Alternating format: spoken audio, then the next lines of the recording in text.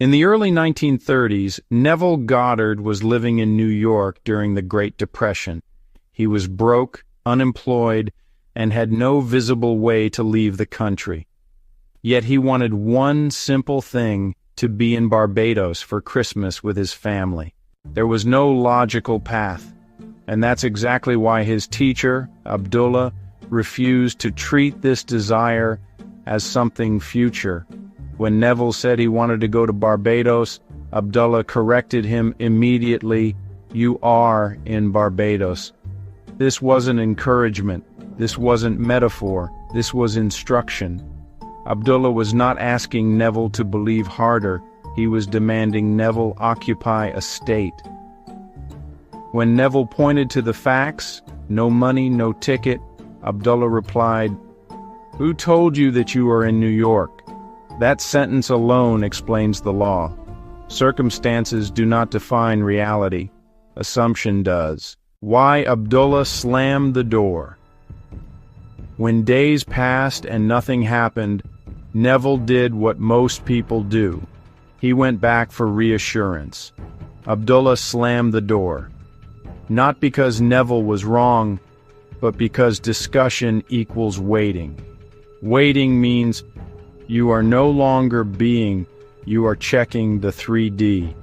You are placing reality above imagination. Abdullah understood something crucial. The moment you seek confirmation, you have left the state. So he cut off discussion entirely. The silence was not failure. From late October to December 4th, nothing moved. No letters, no signs, no progress. Neville still imagined. Doubt came and went. And this is where people misunderstand the law. Doubt did not stop the manifestation. Leaving the state would have. Neville kept returning to the feeling of already being home. That's why the assumption held even while the world stayed silent. When movement finally appeared, it came imperfectly. Neville received a ship ticket, $50 for clothes and shoes, and a third-class ticket. Most people would call this success. Neville went to Abdullah excited. Abdullah was unmoved. "Who told you that you are going to Barbados?" "You are in Barbados. And you went first class." This is the most important part of the story. Abdullah was not interested in movement. He was loyal only to the end. Partial results are not fulfillment. Celebrating early is settling. When Neville boarded the ship, a first-class passenger canceled. Neville was upgraded immediately, not earlier. Not because he asked, but because reality had no option left. Once the assumption is fixed, timing becomes irrelevant. Read this slowly.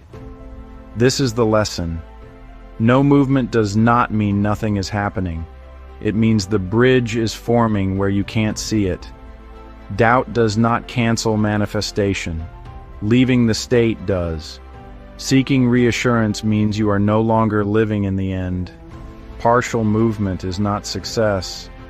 It is a test of loyalty. If you emotionally accept almost, you block exact. The end decides the means even at the last second. Remain loyal to the end, regardless of delay, regardless of appearances, regardless of partial results. Neville didn't make anything happen. Abdullah didn't celebrate movement. They refused to downgrade the assumption. If it exists in imagination, it already exists. The 3D is only catching up. Love and blessings.